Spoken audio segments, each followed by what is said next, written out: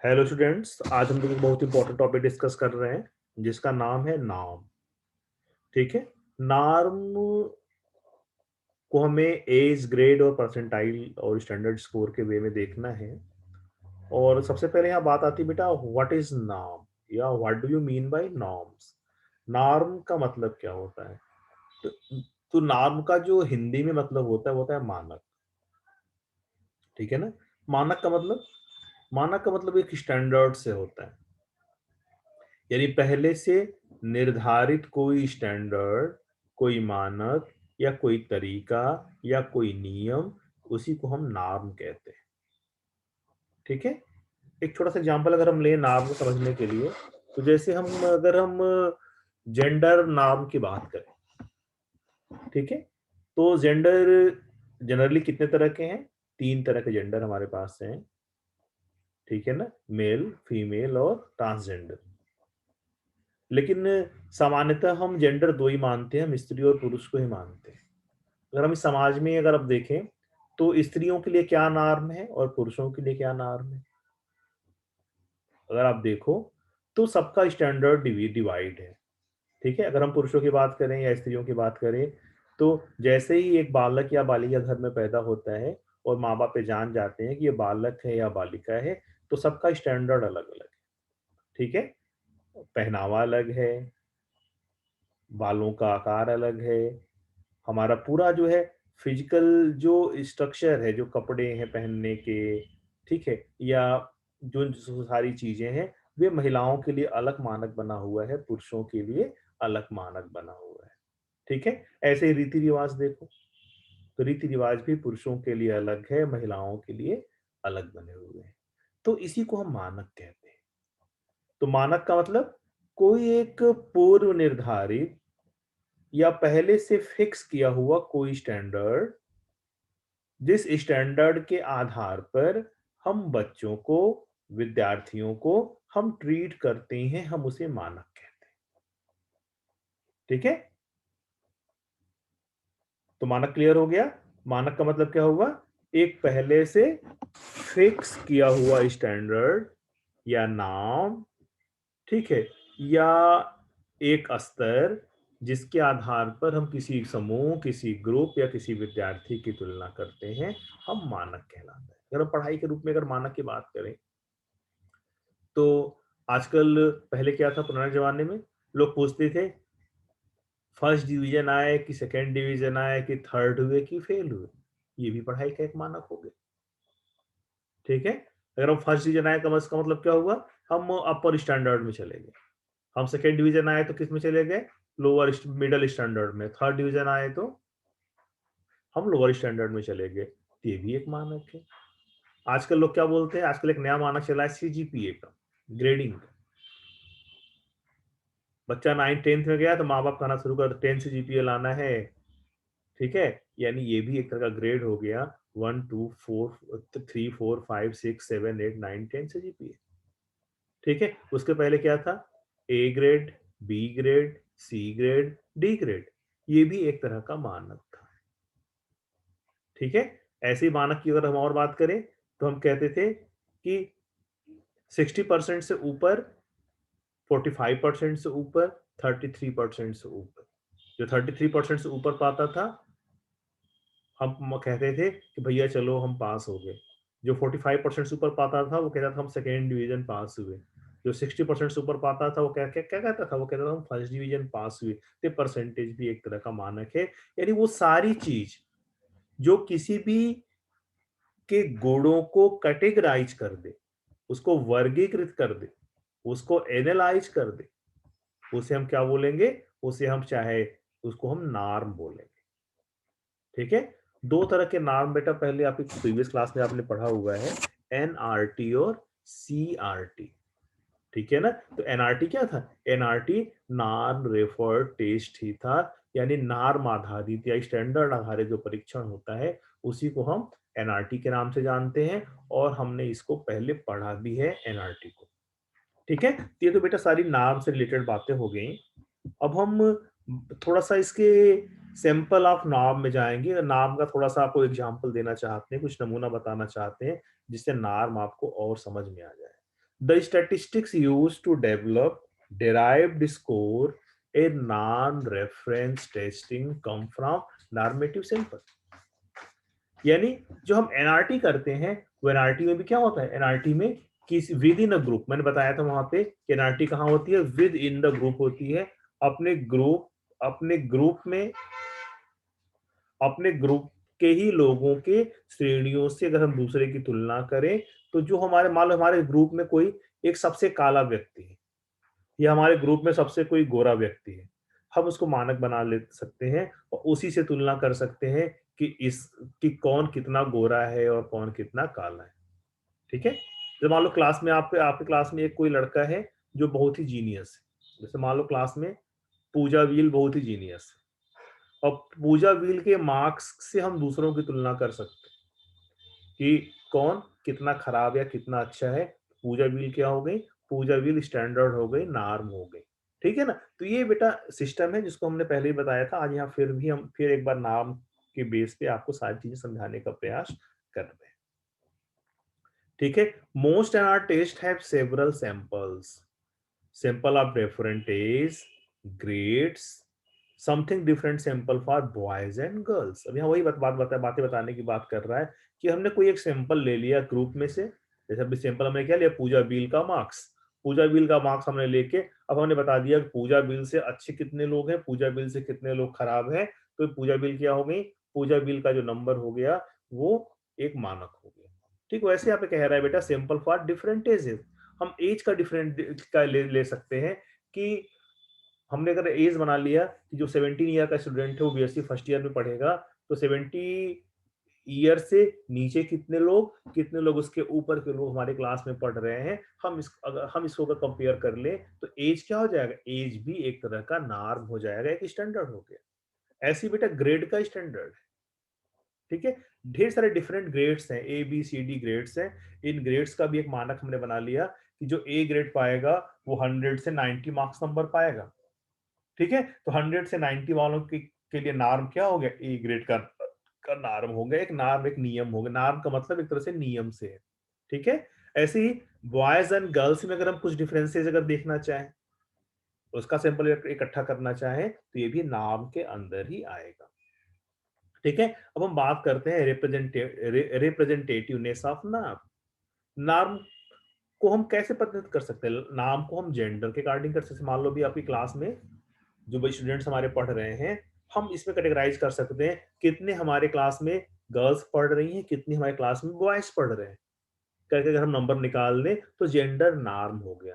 यानी gender norm के हिसाब से हमने स्त्री पुरुष और ट्रांसजेंडरों में की हमने नंबरिंग कर ली, हमने आइडेंटिफाई कर लिया कि मेरी आज की क्लास में इतने बच्चे, इतने लोग मेल हैं, इतने फीमेल हैं और इतने ट्रांसजेंडर हैं। तो हम क्लास को हमने जेंडर नार्म से हमने हमने जो है उसका इवैल्यूएशन कर लिया। ऐसे एज का भी नार्म हो सकता है। ऐसे स्कूल में जो बच्चे ग्रेड पाते हैं हम उनका भी नार्म निकाल सकते हैं, उनको भी नार्म मान सकते हैं। ठीक है ना, ऐसे ही जो हमारी परसेंटाइल है, नंबर का जो परसेंटेज है, हम उसको भी हम नार्म मान सकते हैं। ठीक है, तो नार्म का मतलब क्या हो गया, नार्म का मतलब एक कोई ऐसा फिक्स नियम या एक ऐसा फिक्स निर्धारण या कोई एक ऐसा स्टैंडर्ड जिसके अगेंस्ट हम उस ग्रुप को इवेलुएट करने का काम कर रहे हैं। ठीक है, और भी कुछ नाम सामने है, जैसे जैसे मान लो एजुकेशन का नाम मान लिया जाए, ऑक्यूपेशन का नाम मान लिया जाए, इनकम का भी नाम मान सकते हो। आपने कोई फॉर्म भरते हो उसमें स्लैब आता है ना कि इतने से इतने इनकम वाले लोगों को हम गरीबी रेखा में मानेंगे, इससे ऊपर वाले इनकम को जो है इनकम सर्टिफिकेट नहीं मिलेगा। आप जब इनकम सर्टिफिकेट लेने जाते होंगे तो एक कैटेगरी आती है वहां पे ना, तो ये वो भी एक तरह का नार्म हो गया। ठीक है, तो इस तरह से हम नार्म को डिसाइड कर सकते हैं। कुछ और नार्म आपके स्क्रीन पे शो हो रहा है, जैसे मान लो अगर हम जियोग्राफिकली अगर हम नार्म को डिसाइड करना चाहें तो हम एरिया ऑफ द कंट्री, किसी की नस्ली पहचान के हिसाब से हम कर सकते हैं। जैसे मान लो अगर हम अगर आपको याद होगा जब हमारे देश में ब्रिटिश का राज था तो हमें काला कहा जाता था, उनको गोरा कहा जाता था। तो ये काला गोरा भी एक तरह का नार्म हो गया, नस्लीय रूप से नार्म हो गया। हम इंडियन है, वो पाकिस्तानी है, वो जो है अमेरिकन है। ठीक है, तो ये देश के आधार पर भी ये हमारा कैटेगराइजेशन हो गया, हमारी पहचान हो गई। यानी जहाँ किसी चीज को पहचान करने के लिए हम कोई सिंबल यूज करते हैं, उसी सिंबल को हम नाम कह सकते हैं। जैसे एरिया ऑफ द कंट्री, ठीक है। अब area of the country, urban, सब अर्बन, रूरल, हम कहते हैं ना कि तुम तो गांव से हो, तुम शहर से हो, तुम महानगर में रहते हो, ये भी एक कैटेगरी हो गई। कम्युनिटी साइज, हमारी जो कम्युनिटी है, जो हमारा समाज है, समाज जो हमारा समुदाय है, उसके आकार के हिसाब, उसके आकार के आधार पर भी हम नाम कर सकते हैं। देखो होता है ना माइनॉरिटी, और माइनॉरिटी माने जो है जिन जिन समुदायों में जनसंख्या कम है, उसका आकार छोटा है, हम उसके आधार पर भी कर सकते हैं। हम जनसंख्या के आधार पर भी कर सकते हैं, ठीक है। और हम बुद्धि के आधार पर भी बेटा हम जो है अंतर कर सकते हैं कि किसकी बुद्धि कितनी है, किसकी बुद्धि कम है। अगर आपने इंटेलिजेंस पढ़ा हुआ है साइकोलॉजी में, तो अगर आपने बुद्धि पढ़ा हुआ है साइकोलॉजी में, तो वहां पर भी यही बात बताई जाती है कि इतने रेंज से इतने रेंज तक अगर आपका आईक्यू है, तो आप गिफ्टेड चाइल्ड होगे, या आप डम चाइल्ड होगे, या आप या जन एवरेज चाइल्ड होगे। आपकी आईक्यू लेवल के आधार पर भी, बुद्धि के आधार पर भी आपको कैटेगराइज किया जा सकता है। तो अगर इन शॉर्ट अगर नाम की बात करें, तो नाम का मतलब क्या हो गया? नाम का मतलब कोई एक ऐसा स्टैंडर्ड जिसके आधार पर किसी ग्रुप या किसी व्यक्ति की हम तुलना करें, उसको उसका मूल्यांकन करें, उसे इवेलुएट करें, तो हम इसको क्या कह सकते हैं? इसको हम नॉर्म कह सकते हैं, ठीक है। अब जैसे आपके सिलेबस में 2-3 नार्म है, उसकी बात कर लें, फिर नार्म के टेक्निकलिटी की तरफ जाएं। जैसे अगर आपकी क्लास में है आयु नार्म है, एज नार्म है। अब सिलेबस में देखो तो लिखा है एज नार्म। तो एज नार्म का मतलब क्या है? एज नार्म का मतलब हुआ आयु मानक। आयु मानक का मतलब क्या हुआ? किसी उम्र के आधार पर हम कैटेगराइज करें। जैसे अगर साइकोलॉजी पढ़ा होगा, तो उसमें एक कैटेगरी आपको बताई गई होगी, इन्फेंट की कैटेगरी। यानी बच्चा जो है शैशवावस्था में कब, किस एज से किस एज तक रहता है, बाल्यावस्था में किस एज से किस एज तक रहता है, किशोरावस्था में किस एज से किस एज तक रहता है ना। इन्फेंट, चाइल्ड और एडोलसेंट और मेच्योर चाइल्ड के लिए एज ग्रुप बताए गए। ऐसे ही 6 से 12 साल के बच्चे, 12 से 14 साल के बच्चे किस ग्रुप में आएंगे, तो आयु के आधार पर भी हम बच्चों को कैटेगराइज कर सकते हैं। हम उनको, उनके गुणों को, उनके दोषों को हम अलग अलग कर सकते हैं, ठीक है ना। कहीं कोई आप एग्जाम देने जाओ तो होता है ना कि 18 साल से कम उम्र के लोग एग्जाम इस परीक्षा में नहीं बैठ सकते, या 40 साल से अधिक उम्र के लोग इस परीक्षा में नहीं बैठ सकते। तो ये भी जो है आयु मानक होगी। यानी आयु के आधार पर अगर हम किसी की पहचान करें, किसी को कैटेगराइज करते हैं, तो उसको हम आयु मानक कहते हैं, ठीक है। ऐसे ही आपके में श्रेणी मानक भी है। श्रेणी मानक का मतलब क्या हुआ? श्रेणी मानक का मतलब क्या हुआ? श्रेणी मानक का मतलब हुआ कि हम किसको किस कैटेगरी में रख रहे हैं। कैटेगरी जो नार्म है, कैटेगरी नाम क्या बताता है? श्रेणी मानक क्या बताता है? कैटेगरी नाम बताता है कि हम किसको किस कैटेगरी में, किस श्रेणी में रखते हैं, ठीक है। जैसे अगर आप देखो तो आपकी सोसाइटी में 3-4 कैटेगरीज है। कुछ को हम जनरल कहते हैं, कुछ को हम बैकवर्ड कहते हैं, कुछ को शेड्यूल कास्ट कहते हैं, कुछ को शेड्यूल ट्राइब कहते हैं, कुछ को माइनॉरिटी कहते हैं, कुछ को हम कहते हैं ईवीएस कहते हैं, कुछ को हम विकलांग कहते हैं। यानी कहने का मतलब क्या है? हमारे समाज में रहने वाले लोगों को भी अलग अलग श्रेणियों में बांट के रखा गया है, ठीक है। अगर हम इन श्रेणियों के आधार पर हम किसी व्यक्ति का मूल्यांकन करते हैं, किसी व्यक्ति के बारे में हम बताने का काम करते हैं। ऐसे अगर आप क्लास में देखें, तो क्लास में भी श्रेणी है। फर्स्ट फर्स्ट पहली श्रेणी है फर्स्ट डिवीजन वाली, सेकंड डिवीजन वाली, थर्ड डिवीजन वाली, फेल या प्रमोट वालों की श्रेणी, ठीक है ना। तो श्रेणियों के आधार पर अगर हम किसी को कैटेगराइज करते हैं, किसी का मूल्यांकन करते हैं, उसको हम क्या बोलते हैं? कैटेगरी मानक कहते हैं। अब परसेंटाइल भी आपके सिलेबस में है। तो परसेंटाइल का मतलब क्या हुआ? परसेंटेज का मतलब क्या होता है? परसेंटेज का मतलब होता है प्रतिशत। जैसे मान लो अगर आपने एग्जाम में 50% मार्क्स किसी एग्जाम में पाते हैं, तो इसका मतलब क्या हुआ? इसका मतलब हुआ कि आपको आपकी किताब का 50% नहीं आता, केवल 50% ही आता है। अगर आपने 80% मार्क्स पाया, तो मार्क्स से क्या बताता है? वो मार्क्स बताता है कि 80% से नीचे कितने लोग हैं और 80% से ऊपर कितने लोग हैं।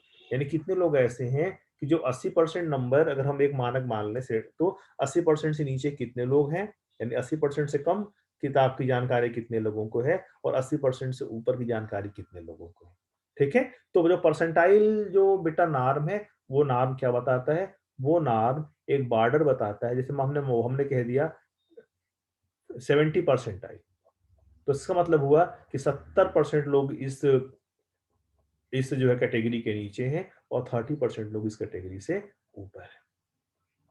ठीक है? या हम कहते हैं कि हमारा 60% नंबर आया, इसका मतलब क्या हुआ कि हमें अपने सिलेबस की 60% जानकारी है और 40% जानकारी अभी करनी है। तो ये बेटा परसेंटाइल नॉर्म है, जिसके आधार पर हम किसी का इवैल्यूएशन कर सकते हैं। ठीक है? अब हम बात करते हैं norm technical. The proper proportions of people, sample proportions should be same of population, procession proportion launched from norm group। यानी जैसे मान लो अगर हमारे पास कोई समूह है, कोई किसी ग्रुप पे अगर हम कुछ एनालिसिस कर रहे हैं, कुछ अगर इवेलुएट करना चाहते हैं, ठीक है? तो वहां पे नॉर्म क्या है? नॉर्म वो मानक समूह है जिसके आधार पर हम पूरी जनसंख्या की तुलना करने वाले हैं। ठीक है? जैसे हमने मानक बना लिया क्रिकेटर। क्रिकेटर हमारे भारत में क्रिकेट में सबसे अच्छा कौन है? या हमारे ग्रुप में क्रिकेट में सबसे अच्छा कौन है? हम उससे कंपेयर कर लिए कि इससे सबसे बुरा कौन है या इससे सबसे ज़्यादा अच्छा कौन है? अगर हम कंपेयर कर लिए, तो जो जिससे हम कंपेयर कर रहे हैं बेटा वो मानक समूह कहलाता है, वो स्टैंडर्ड ग्रुप कहलाता है और जिस समूह में हम तुलना कर रहे हैं उसको हम जनसंख्या या पॉपुलेशन के नाम से हम जान सकते हैं। ठीक है? तो ये नॉर्म की बातें हमने आपसे कही हैं।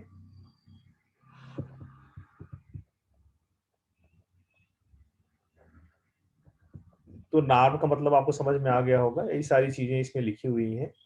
तो एक बार फिर से मैं रिवाइज करा दें। नॉर्म क्या है या मानक क्या है? मानक एक ऐसा स्टैंडर्ड है, एक ऐसा निर्धारण है, एक ऐसा रूल या नियम है जिसके आधार पर किसी समूह के लोगों के गुणों दोषों की हम तुलना करते हैं या हम उनको इवेलुएट या उनका मूल्यांकन करने का काम करते हैं। ठीक है?